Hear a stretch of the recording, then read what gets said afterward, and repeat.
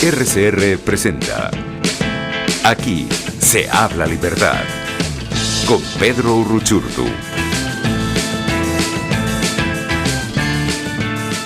Amigo, buenos días, sean bienvenidos una vez más al espacio de Aquí se habla libertad, un espacio de Pedro Uruchurtu que hoy vamos a conducir Williams Perdomo y mi persona Justo Navarro.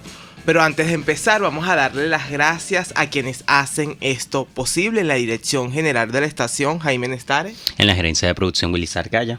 En la producción, mi querida Catherine Manzano. En los controles, José Gregorio González. ¿Tus redes sociales, Williams? Mis redes sociales son @wperdomod. Y las mías son @justonavarroje en todas. Y nosotros llegamos gracias a Habib's Cake. Recuerden que allí en Habib's Cake pueden comprar todos los postres que están hechos con amor por Wilmarin Mejías. Sí, recuerden que allí puedes disfrutar de las deliciosas pavlovas, pay de limón, los famosos brownies, las trufas, los tres leches y mucho más. En Habib's Cakes consigues el dulce perfecto para ti y los tuyos. Síguelos en @Habib's_Cakes. Y lo más importante, con precios accesibles en este momento tan importante donde la gente quiere ahorrar luego de haber festejado bastante, ¿no? En diciembre. Verdad. Bueno, y llegamos ahora sí a la entrevista, a lo que estamos convocados hoy, Williams. El día de hoy vamos a estar conversando sobre el panorama económico de Venezuela para este año 2022 que comienza.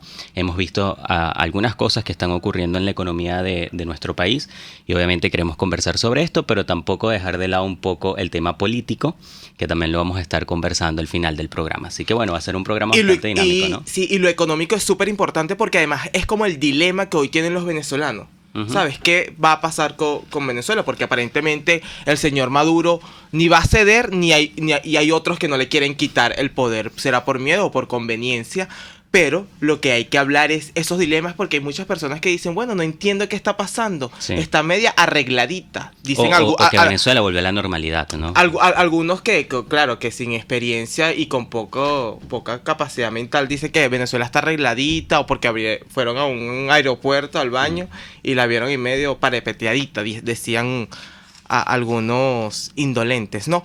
Pero para eso vamos a tener a una gran experta. Ella es Sari Levy, ella es consultor y asesor económico.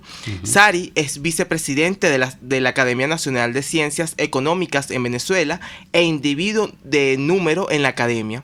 También es profesora titular en la Universidad Central de Venezuela y responsable del cálculo y análisis del Índice Internacional de Derecho de Propiedad.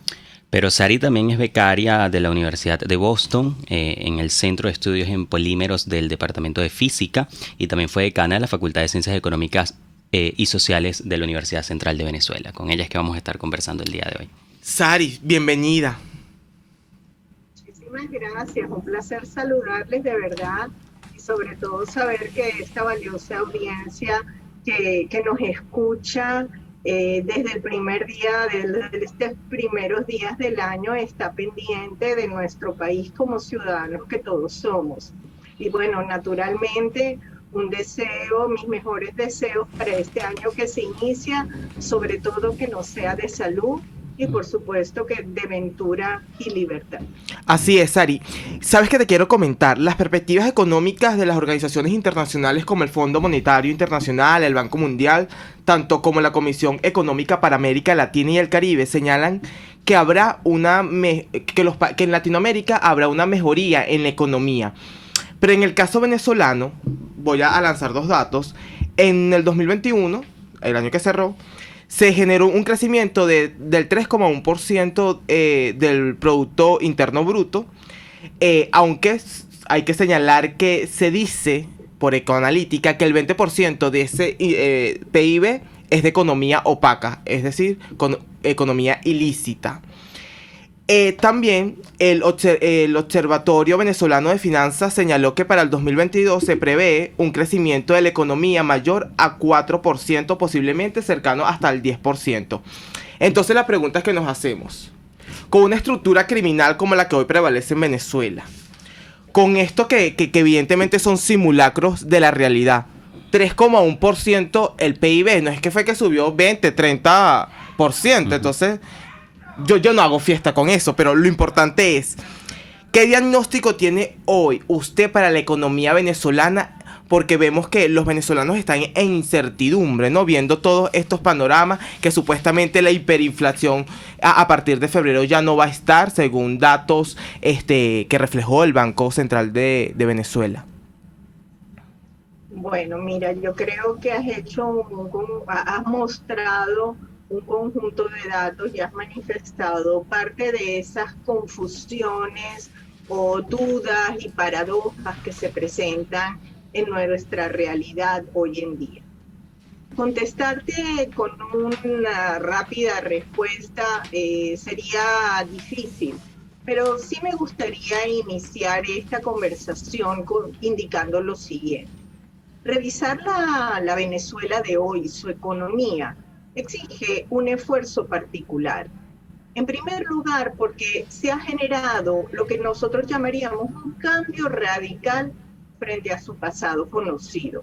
No es que su economía es ahora un poco más pequeña o bastante más pequeña de lo que era, sino que son otros sus drivers dinamizadores, tanto a nivel micro como son otros sus mecanismos de financiamiento, como son otras las relaciones Estado-sociedad que se están entablando. Es decir, es otra, además, su estructura demográfica. Entonces, revisar como revisábamos anteriormente las variables, los sectores y las lecturas de la dinámica económica exige una prudencia particular y atención a ciertos detalles. Otro elemento que vale la pena destacar es que una cosa es lo que se dice y otra cosa es lo que se hace. Y vemos la copresencia paradojal de dinámicas que se cancelan la una a la otra desde un punto de vista político y su referente o su impacto económico. Y un tercer elemento que me parecería que sería importante destacar es que vemos una especie de desacoplamiento entre lo micro y lo macro.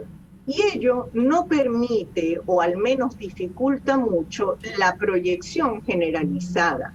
Incluso en algunas cosas se ve mejora, pero en otras se ve estancamiento. Y hay una cosa que es lo que podríamos decir, los números que suceden a nivel macro, mientras que puede haber una dinámica en ebullición a nivel micro. Es decir, vivimos en un país que no se parece al país del siglo XX, ni siquiera al país de la primera mitad del siglo XXI. Y eso es muy importante tenerlo presente. En cuanto a las cifras que tú mencionabas, en el plano económico coincide una proyección de crecimiento con una pobreza apabullante. No cabe duda que tras 8 años de caída del producto a unas tasas enormes, con una economía que es hoy una quinta o cuarta parte de lo que era en 2013, y tras un año de prácticamente un cierre virtual por COVID, que fue el año 2020, puede haber o se generó realmente un pequeño crecimiento en el año 2021.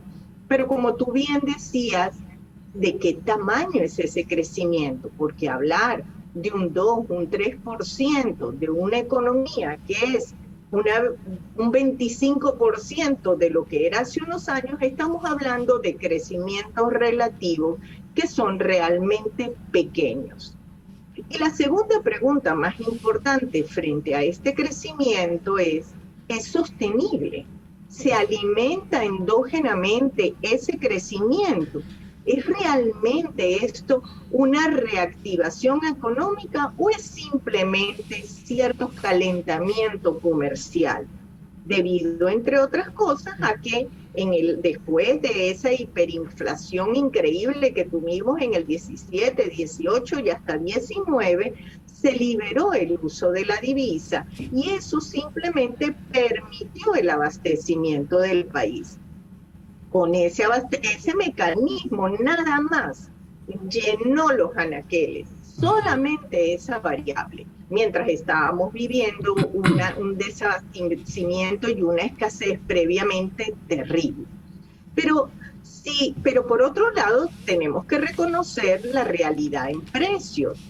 ¿Puede toda la población pagar lo que está en esos anaqueles?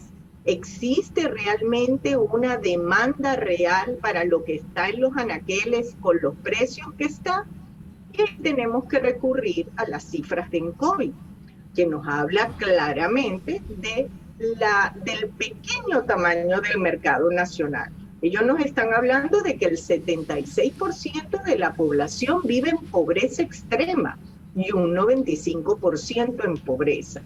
Entonces, el mercado, la demanda potencial de aquello que está hoy en día en los anaqueles no es sino una proporción muy baja de la población venezolana. Entonces, estamos hablando de una economía dual, porque no podemos negar que cuando paseamos por las Mercedes o por Chacao, vemos un conjunto de abastecimiento, de nuevos establecimientos, sobre todo en el sector alimenticio, otras que tienen que ver con el área de servicios y que se han ido desarrollando. Pero ¿cuál es el marco institucional que ampara a ese crecimiento económico? Es realmente un deterioro tan grande el que tenemos a nivel institucional que resulta prácticamente imposible hablar de sostenibilidad.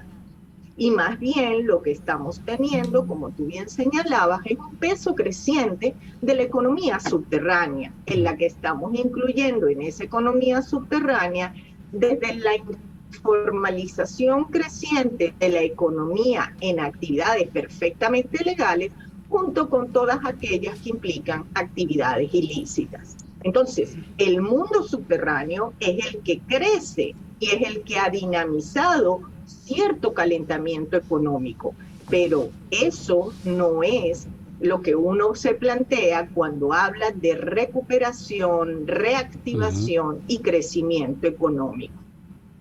Ahora, y otro elemento, si me permite, sí, para claro. terminar esta parte general, era decirte que, insistirte en un punto que te dije al comienzo, que no solo es que la economía es más pequeña, sino que es totalmente otra. Por ejemplo, en el sector público se reduce el peso del petróleo en el fisco, mientras que el oro, otros minerales y los que se denominan tierras raras son las que se incrementan. Nosotros hemos pasado a ser de un país petrolero a un país con petróleo en el subsuelo. Sí, efectivamente, como país hemos acabado con el rentismo petrolero, pero no porque acabamos con el rentismo, sino porque acabamos con la industria petrolera. Claro. Entonces, realmente es muy lamentable reconocer ese deterioro tan grande que ha habido en el sector público y que hoy en día no cabe duda que no puede generar cifras de crecimiento si no es gracias a los movimientos en la economía privada a la que requiere cobrarle impuestos. Pero si queremos hacer sostenible y responsable a esa nueva economía privada, requerimos una institucionalidad sana, generadora de incentivos virtuosos.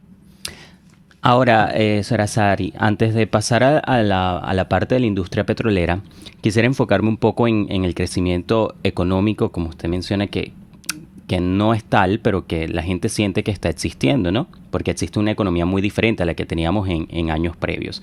En ese sentido, también se habla mucho del emprendimiento y de la gente que está invirtiendo en Venezuela. La pregunta es, hablando justamente de quién puede adquirir los productos que están hoy en el mercado y que hacen ver que hay una normalización de la economía, ¿quiénes pueden invertir entonces en Venezuela? ¿Existe la posibilidad de que el venezolano de a pie, aquel venezolano verdaderamente emprendedor, pueda invertir en este país y además tener un crecimiento en su negocio? Fíjate, cuando uno revisa qué elementos se exigen o se requieren para incentivar la inversión, pues uno siempre plantea que haya un mercado potencialmente interesante para tu producto, que haya un un nivel de servicios básicos que te permitan generar la calidad en la producción o la atención al cliente en función de lo que hayas desarrollado o quieras desarrollar. Y cuando uno ve lo poco competitiva que desde el punto de vista de los servicios, la falta de un Estado de Derecho, el deterioro de los derechos de propiedad, la cantidad de pasos burocráticos que se exigen en Venezuela y el tiempo que consumen tanto para abrir una empresa como para mantenerla funcionando, entonces uno no deja de preguntarse, ¿quién se arriesga a invertir en el país? Y entonces uno tendría que evaluar primero la velocidad de recuperación de la inversión. En otras palabras, si mi inversión se puede recuperar rápidamente, yo puedo arriesgarme a invertir. Y para que eso ocurra, eso implica una tasa de rentabilidad muy importante. Entonces, alta rentabilidad o muy veloz. Y la tercera, que es la menos atractiva, pero que pareciera estar sucediendo en el país, es cuando tú dices, lo que se está haciendo es legitimando capital. Totalmente. Cuando tú legitimas, pues hasta perdiendo ganas. Claro. Porque tu verdadero logro es la legitimación. Es ahí donde está la preocupación que debemos tener como ciudadanos, además de que hay experiencias históricas donde se ha demostrado que esto enquista grupos ilícitos, ilegales, mafiosos, como se les dice en términos coloquiales, en las estructuras productivas del país. Entonces hay que tener mucho cuidado con aupar a cualquier capital. Así es. Pero entender también las necesidades del ciudadano. Entonces hay un mecanismo que anima a la gente a activarse, a ver cómo sobrevive, y ahí es donde el flujo de capital ilícito se esconde y se mezcla, combinando a todo el mundo en un paquete, cuando no todo capital que se está colocando en el mercado sabemos que es ilegal, ni mucho menos. Hay mucha gente muy trabajadora que está colocando sus ahorros, que trata de mantener a su familia, pero lamentablemente se enreda en un entorno que pudiera manchar su buen esfuerzo productivo. Señora Levy, algo muy importante aquí, otro dato. En el 2020, Ecoanalytica estimó que la economía negra, economía subterránea, digamos también, generó 8,3 millones de dólares, los cuales provinieron del contrabando de oro, tráfico de estupefacientes, sobrefacturación y extorsión. Aquí dicen 8,3 mil millones de dólares, que quizás hay hasta más, porque uno nunca tiene la certeza de cuánto fue.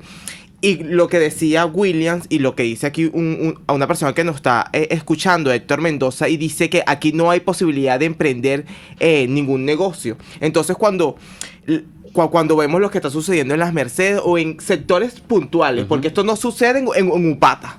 Esto no está sucediendo en Coro, esto no está sucediendo en pueblos que tú sabes que están sufriendo realmente lo que es la crisis humanitaria compleja de Venezuela. Entonces, la pregunta que me viene es la economía opaca es la que hoy está haciendo tanta bulla y monta estos simulacros de la realidad, porque vemos cómo la gente habla de lo que está sucediendo y emergiendo en zonas de relevancia, digamos, de estatus como lo es las Mercedes, como es el este de Caracas. Pues fíjate, no en vano, a lo largo de estos últimos 10 años hemos observado cómo en múltiples indicadores globales se va ubicando a Venezuela en sus últimos puestos. Incluso ha sido catalogado como un estado frágil, un estado fallido internamente y forajido internacionalmente. Si revisamos nada más el índice global de criminalidad, ubica a Venezuela en el puesto 188 de 193 países. Es decir, esto nos está mostrando la alta criminalidad a partir en particular en el caso venezolano, según indica el índice, de la presencia de actores tipo mafioso y sus implicaciones con el Estado.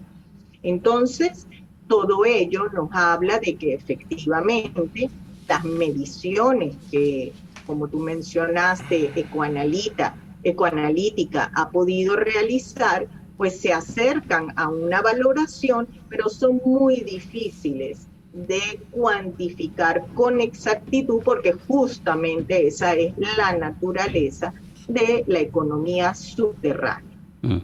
Entonces, efectivamente, todo este estilo de capital pues hace presencia en nuestro entorno y mancha, como te decía, la actividad legal, definitivamente el esfuerzo meritorio que hacen muchos empresarios, grandes, medianos y pequeños en nuestro país.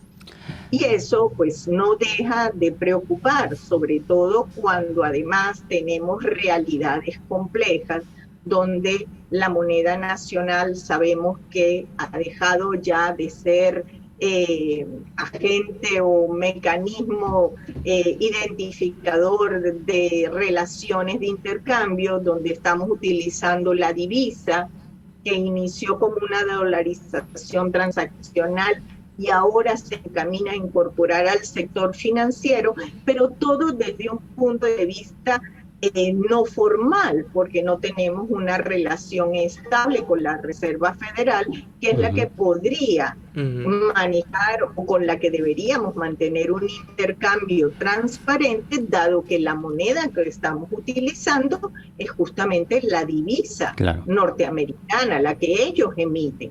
Entonces ahí tendríamos un seguimiento y un impedimento a actividades ilícitas, pero lamentablemente no tenemos esa relación por razones políticas que todos conocemos. Ahora, ya para cerrar con esta parte de la entrevista, quisiera yo remitir una noticia que ha sido publicada en El Nacional, que dice que Consecomercio confía en la recuperación económica del país siempre que se rescate el Estado de Derecho. Allí, pues entonces me surge una pregunta, Sari. ¿Es posible una recuperación económica en Venezuela sin que haya un Estado de Derecho? Usted ha mencionado varias veces la crisis compleja política que está viviendo Venezuela. En ese sentido, ¿los venezolanos podrán tener una mejoría económica sin tener una mejoría política o van de la mano?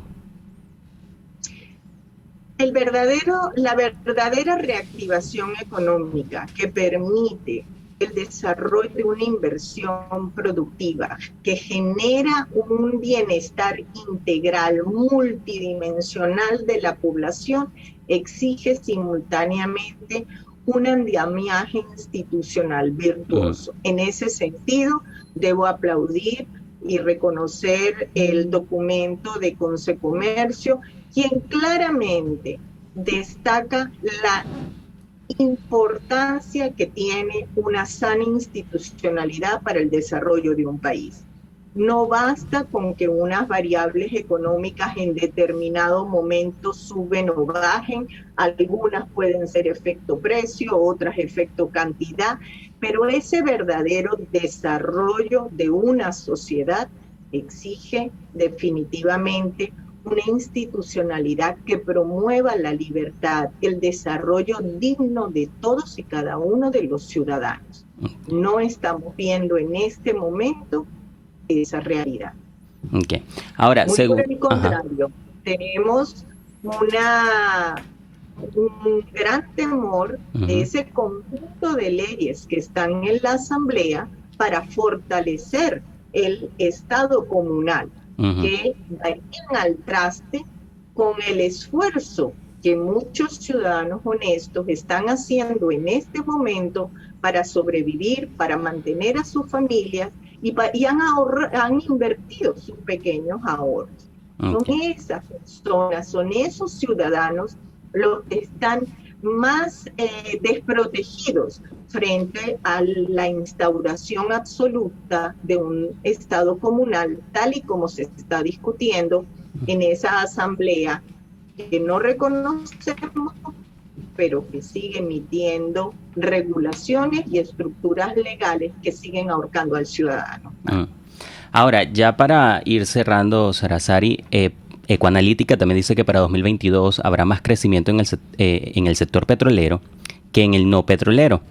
La pregunta entonces es ¿cuál es el panorama para el 2022 para la industria petrolera y para aquellos ciudadanos de a pie que, como hemos mencionado anteriormente, se dedican a la agricultura, a la construcción y al comercio? ¿Qué le espera al venezolano que no pertenece, digamos, al sector petrolero?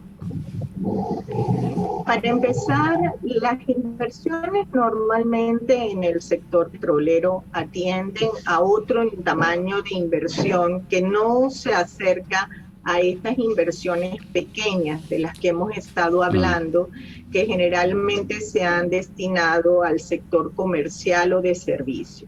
Eso es un primer lugar.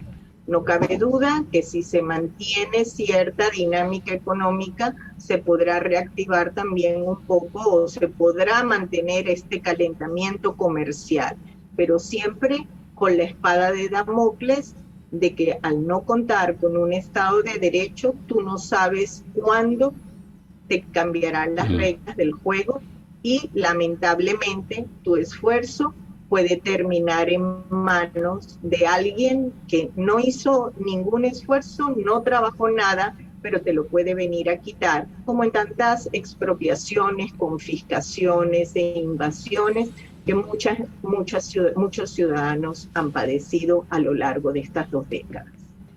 Y lo importante aquí, Sari, es que hay un diagnóstico y es que tenemos a un país saqueado, desintegrado y en remate.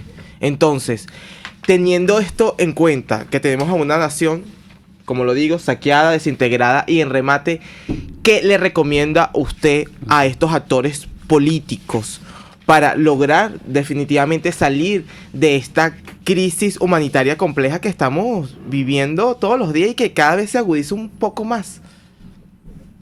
Bueno, yo creo que como a los actores políticos, a todas las élites económicas, políticas, intelectuales y a los ciudadanos en general, nos toca realmente tomar conciencia del deterioro, de la gravedad de la situación del país y por sobre todo tomar la bandera de una acción ética para el rescate de nuestra nación.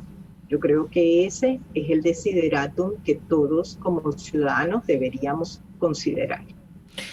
Señora Sari, fue un honor tenerla a usted hoy aquí en Radio Caracas Radio, conversando un poco y adentrándonos en un tema tan complejo, ¿no? Sí. Porque yo venía estudiando, decía, pero hay cosas que no entiendo y datos que intento cruzar, pero es compleja la economía, claro, realmente. Y más en la situación en la que estamos, ¿no? Sí, porque además tienes que hacer un análisis que donde esté el componente criminal y entender el crimen organizado es complejo también, porque tú no ves eso en clase. Claro. Mira, tú vas a tener una economía criminal y vas ¿no? y además, como lo dices, ¿no? Es un medio de comunicación. Para mí fue un placer poder tenerla nuevamente en este espacio de Aquí se habla libertad. Un placer, siempre a la orden y nuevamente mis mejores deseos para este año que iniciamos. Amén. Saludos. Amén. Bueno, que este año Radio Caracas Radio pueda volver a estar a señal abierta. ¿Tú te imaginas? Porque necesitamos entrar... O renovados, claro que sí. Tenemos que venir con todo. Vamos a una breve pausa y a regreso vamos a hablar con una persona que es controversial en las redes sociales y que tiene un amor-odio, ¿verdad? Le tienen un amor-odio. Ya volvemos. Vamos a hablar con Joaquín Ortega. Usted escucha. Aquí se habla libertad. Con Pedro Urruchurtu. Síganos en Twitter en @RCR750, la radio que se ve.